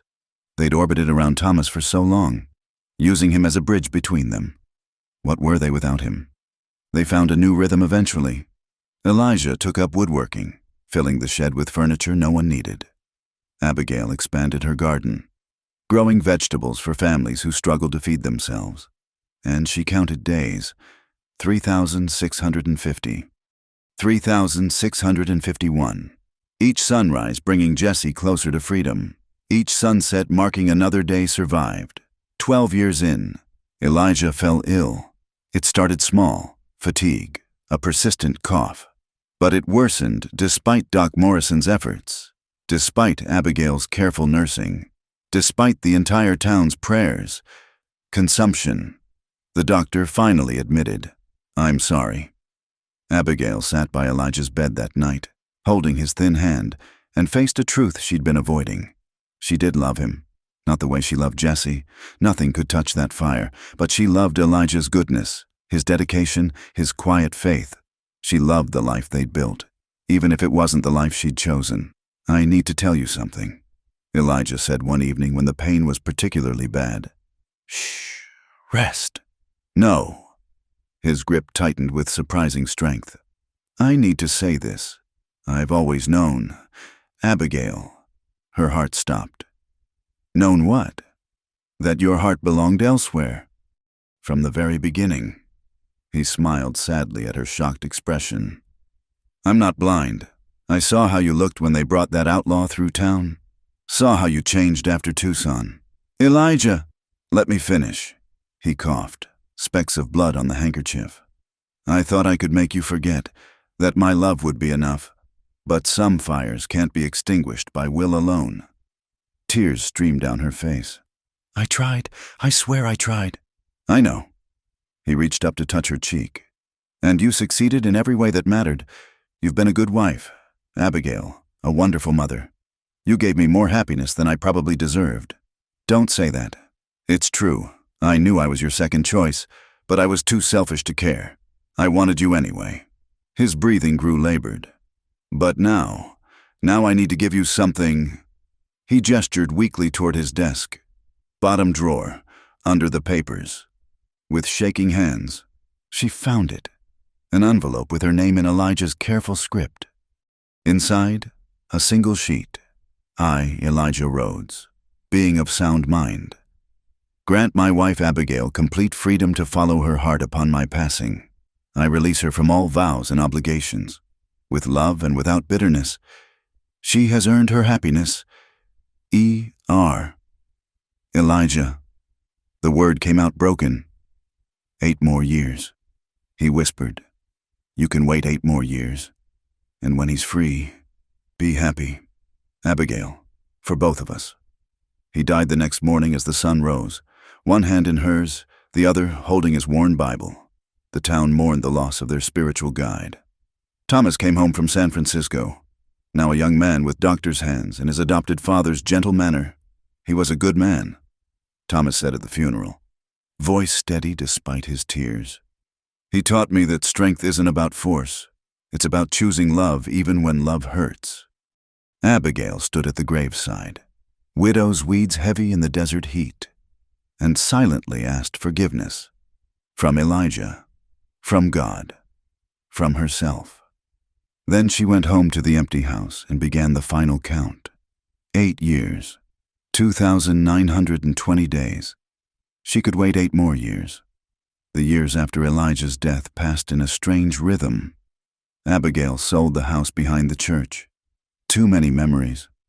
She told concerned neighbors and moved back to her parents' old homestead. The ranch was in disrepair, but she welcomed the work. Physical labor kept her hands busy and her mind quiet. Thomas visited when he could, bringing medical journals and stories from San Francisco. He'd found a girl, he told her shyly, a nurse named Catherine who shared his passion for healing. "Bring her next time," Abigail urged. "I want to meet the woman who captured my son's heart." My son. The words came naturally now, whatever biology might say. Thomas was hers in every way that mattered. She rebuilt the ranch slowly, board by board, fence post by fence post. The townspeople thought her eccentric, the widow Rhodes living alone out there, raising chickens and vegetables like some hermit woman. But they bought her eggs and produce, and gradually stopped asking when she'd remarry. Never, she'd say if pressed. One husband was enough. They thought she meant because Elijah had been so good to her. They didn't understand she meant it literally. She'd had her one chance at being a wife. What came next would be something different entirely. 5 years left. She was 42 now, silver threading through her dark hair, lines mapping the geography of her choices around her eyes. Sometimes she caught herself in the mirror and wondered what Jesse would think of this older version of herself. Then news came that stopped her cold. Thomas arrived unexpectedly, face grave. "Mama, there's been a riot at Yuma, several prisoners killed." The world tilted. "Jesse?" Thomas, dear Thomas, who knew more than he'd ever said, took her hands. He's alive, but injured. They're not sure. He swallowed. They're not sure he'll make it. She was packing before he finished speaking. I'll come with you, Thomas offered. No. She pulled on her traveling cloak with steady hands. This is something I need to do alone. The journey to Yuma was a nightmare of dust and delay. Every mile felt like a year, every stop an eternity. By the time she reached the prison, 3 days had passed. The warden was a hard man with eyes like chips of flint. No visitors for the injured prisoners. I'm a nurse. She lied smoothly. Trained by the Sisters of Mercy. I've come to help. He looked skeptical. We have a doctor. One doctor for how many injured men? She let steel enter her voice. You need help, and I'm offering it free. Unless you'd prefer to explain to the territorial governor why the death toll was so high. The threat was a gamble, but it worked. He gestured to a guard.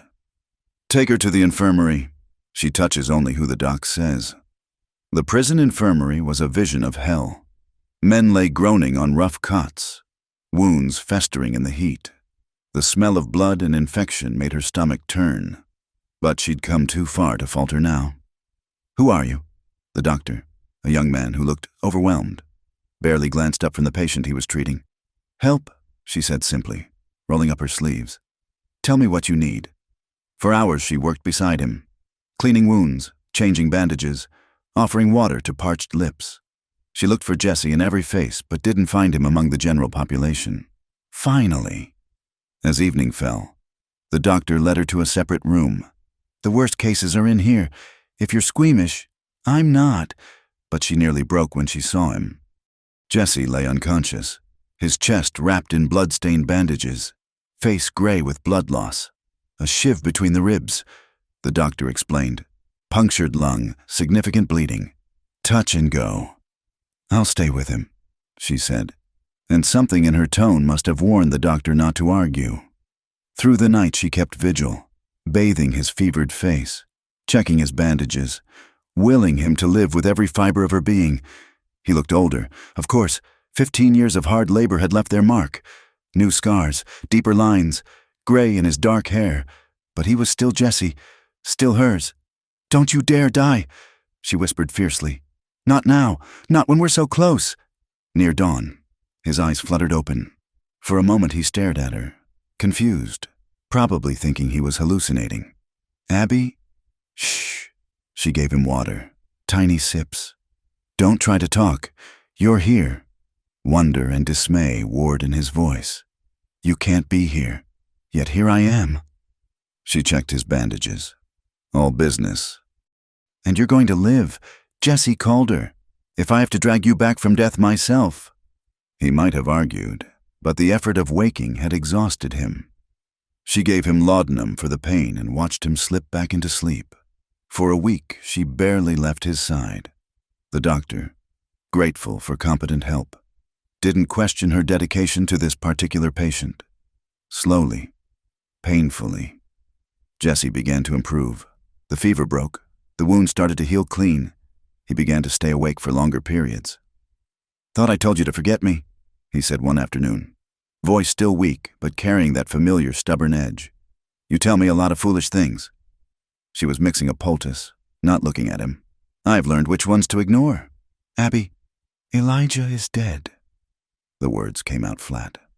5 years ago. Consumption. Jesse was quiet for so long she finally looked up. Tears tracked down his weathered face. He was a good man, he said finally. Yes, he was. She returned to her work. He knew, Jesse, about us. He always knew. God, he forgave us both.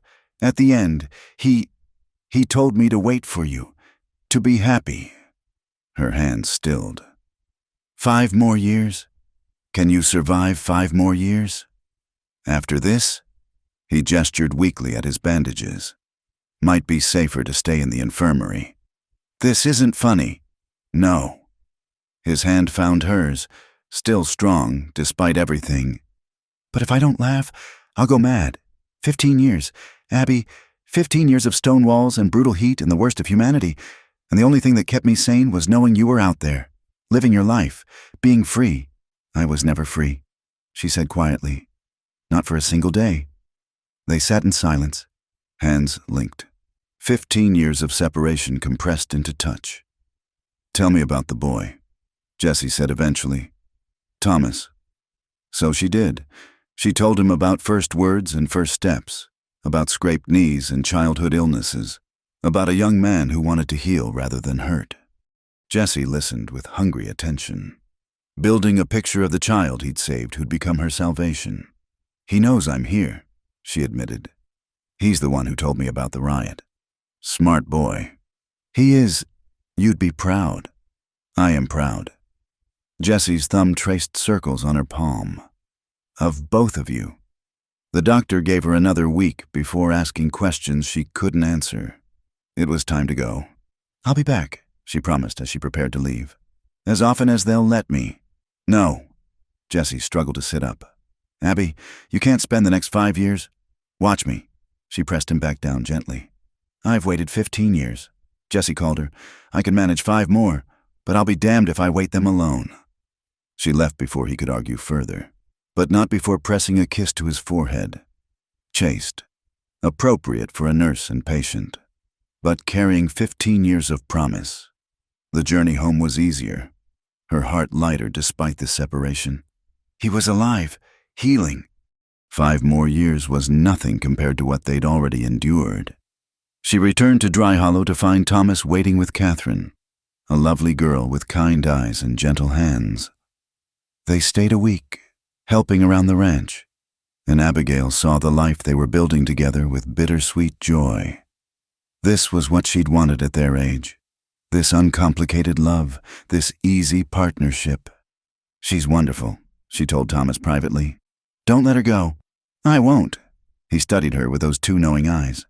You look better, Mama, happier. Do I? He's gonna make it, isn't he, Jessie? She didn't pretend to misunderstand.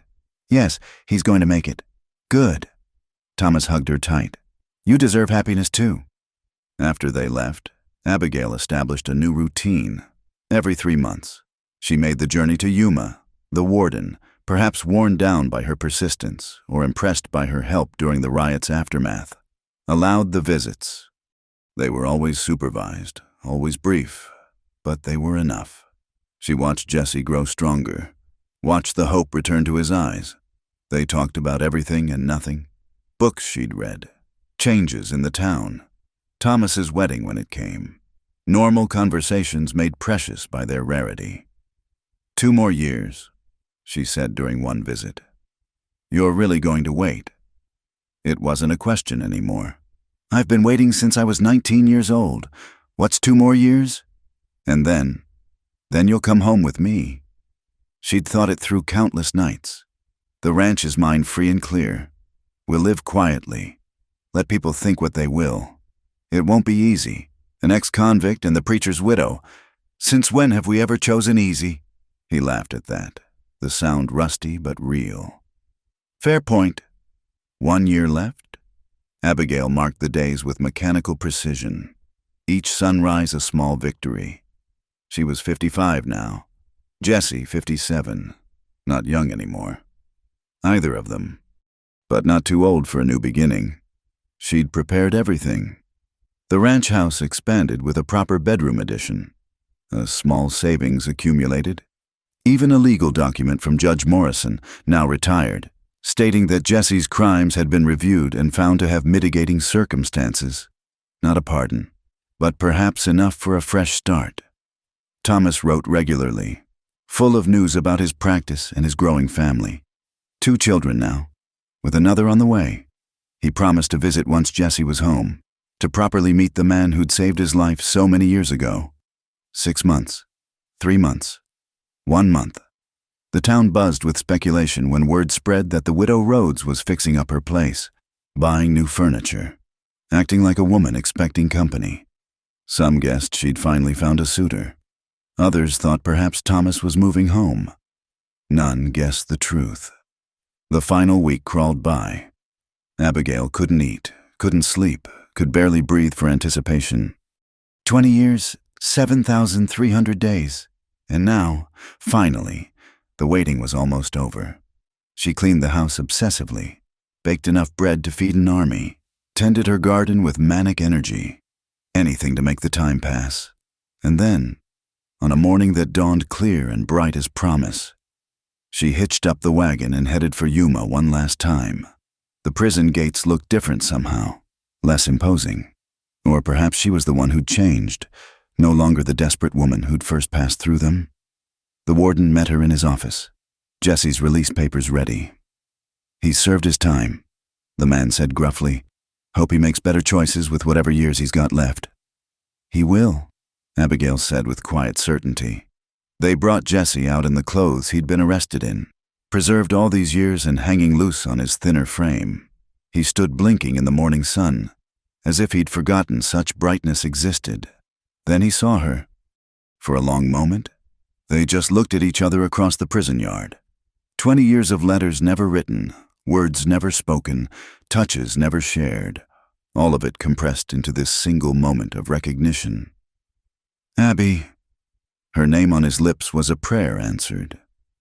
"Jesse." Hers was a promise kept. She didn't run to him. They were too old for such dramatics. But her steps were quick and sure, and when they met in the middle of that dusty yard, the embrace was worth every day of waiting. "Let's go home," she said against his shoulder. "Home." He pulled back to look at her, wonder in his eyes. "I'd forgotten what that word meant. I'll remind you." She promised. They walked out of Yuma prison together, into the bright morning of their new beginning. Behind them, 20 years of sorrow and separation. Ahead, whatever time they had left to love each other freely, it was enough. More than enough. It was everything. The journey back to Dry Hollow was like traveling through a dream.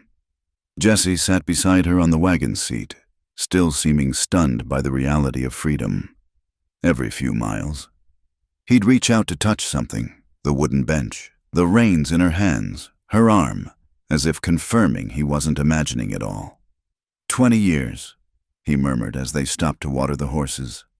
"The world's changed. Some things have." Abigail agreed, watching him stretch muscles cramped from decades of confinement. "Others are exactly the same." They traveled slowly, stopping often. Jesse's strength wasn't what it had been, and Abigail found herself in no hurry.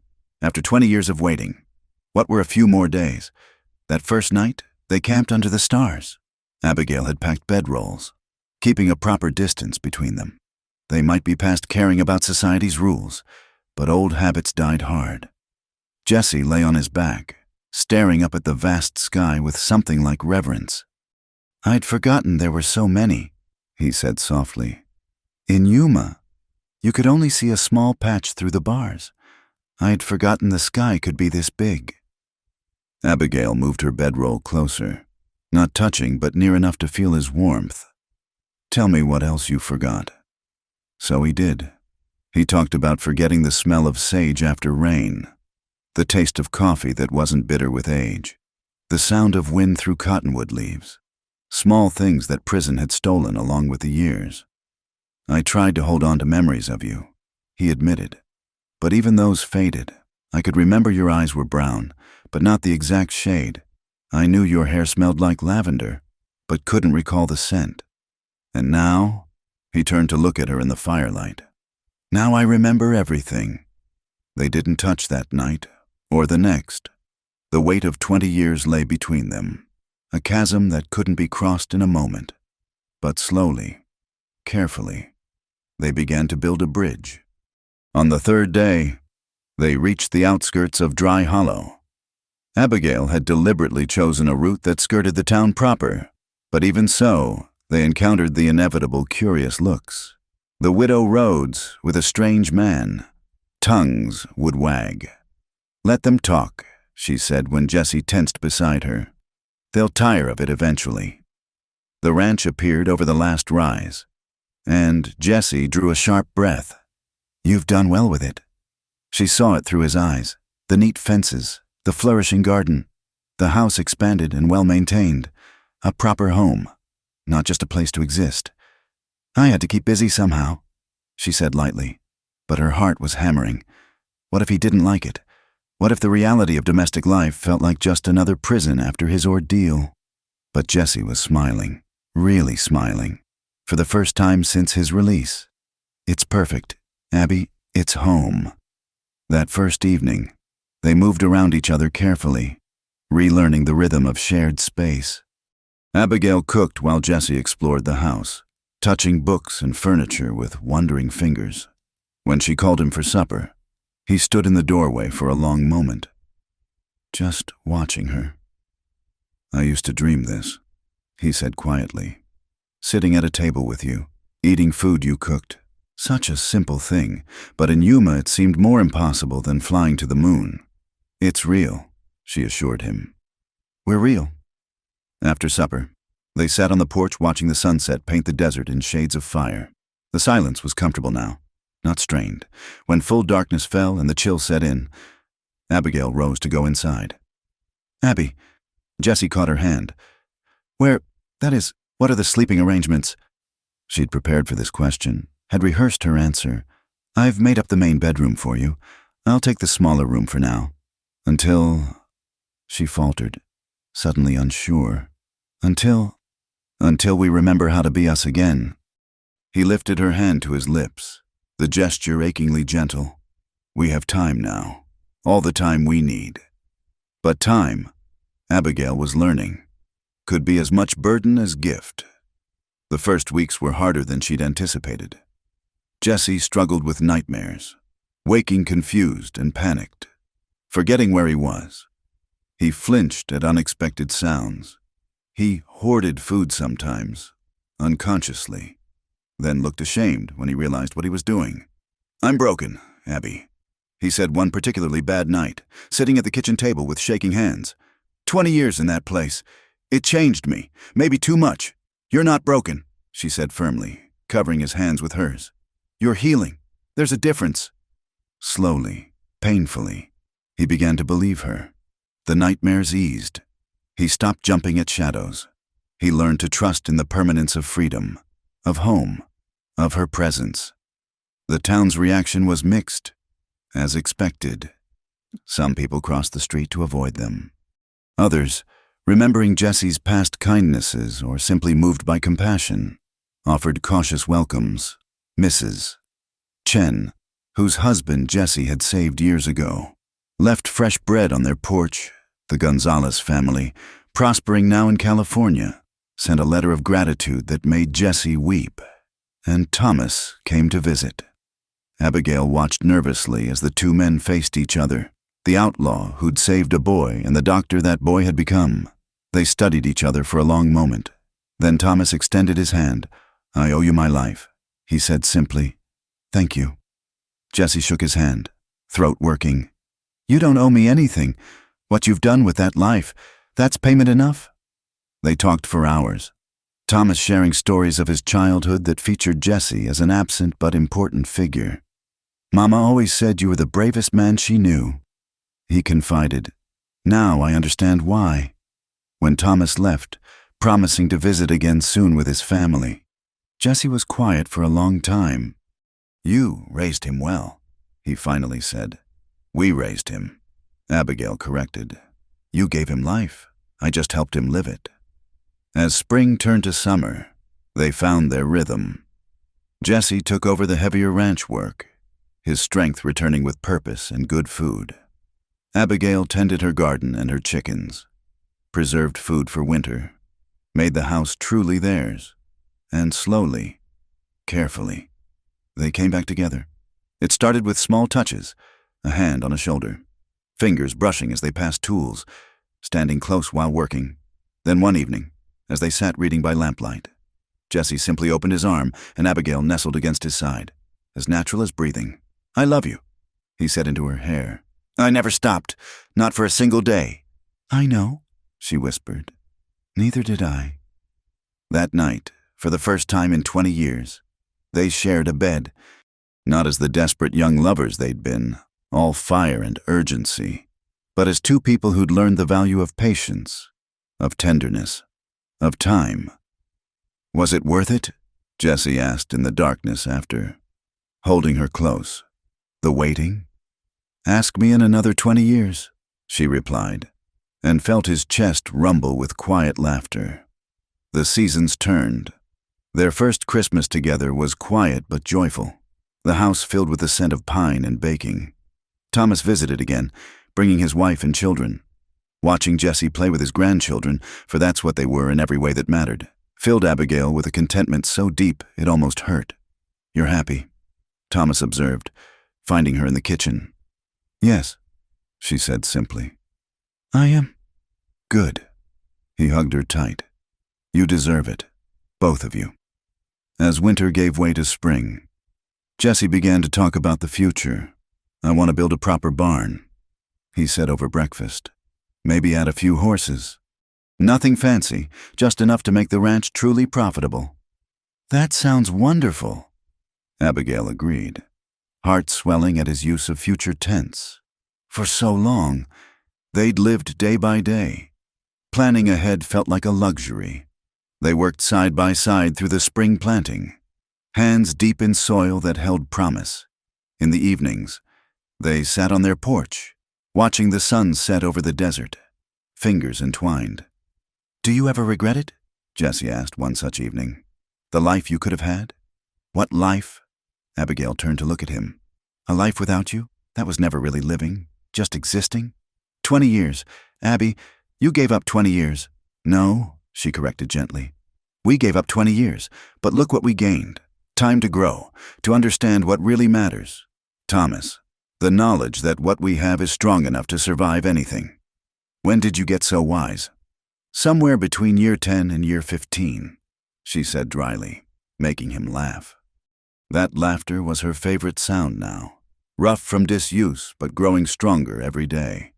Like everything about their life together, it was a work in progress. On a crisp autumn morning, they stood together surveying their kingdom, the ranch thriving, the garden abundant, the house filled with warmth and memory. In the distance, a rider approached, and Jesse tensed from old habit before relaxing. No one was hunting him anymore. He was free. "Morning, Mrs. Rhodes. Mr. Calder," young Jim Morrison called out. "Delivering mail from town. Letter from California," Thomas wrote regularly, sharing news of his growing family and successful practice. This letter contained a photograph, Thomas and Catherine with their 3 children, all smiling in the California sunshine. "Our family," Abigail murmured, tracing the faces. "Our family." Jesse agreed, arm tight around her waist. They were in their 60s now, silver-haired and lined by sun and years. But when Abigail looked at Jesse, she still saw the dangerous young man who'd saved her from bandits. And when he looked at her, she knew he saw the fearless girl who'd refused to let him go. "It wasn't the life we planned," Jesse said one evening as snow began to fall. "The first of the season." "No," Abigail agreed, snuggling closer to him by the fire. "It was better. Better than 20 years apart. Those 20 years made us who we are," she said thoughtfully. "You learned that you could survive anything. I learned that I was stronger than I knew. We both learned that love isn't just passion. It's choice, persistence, faith." "Faith," Jesse mused. Elijah would appreciate that. They rarely spoke of her late husband, but when they did, it was with gratitude rather than guilt. He'd been part of their story, as essential in his way as the rest. "He would," Abigail agreed. "I think he'd be happy for us." A preacher blessing an outlaw and his woman. Jesse's tone was light, but she heard the old pain beneath. "A good man blessing 2 people who never stopped loving each other," she corrected. "That's all we are now, Jesse, just 2 people who found their way home." Home. The word meant everything. Sanctuary, peace, belonging. For 20 years, they'd carried home in their hearts, waiting for the day they could build it with their hands. Now, in this house filled with books and memories, with photographs of grandchildren and letters from friends, with winter pressing against windows that glowed with warmth, they'd finally arrived. "I love you, Abby," Jesse said, as he did every night, like he was making up for all the years he couldn't say it. "I love you too," she replied, as she always did, sealing the words with a kiss that tasted of promises kept and time redeemed. Outside, the snow continued to fall, blanketing the desert in pristine white. But inside, by their fire, Jesse and Abigail were warm, together, and finally, blessedly, free. Their love had survived betrayal and bullets, separation and sorrow, 20 years of waiting and the weight of other lives lived. It had emerged scarred but stronger, tested but true. In the end, that was their real triumph. Not just that they'd found their way back to each other, but that they'd never really let go. Thank you so much for listening to this story. I hope you enjoyed following Abigail and Jesse's journey through the years. Where are you listening from? I'd love to hear your thoughts in the comments below. Don't forget to subscribe to the From Wild West channel and share what touched your heart the most about their tale of enduring love.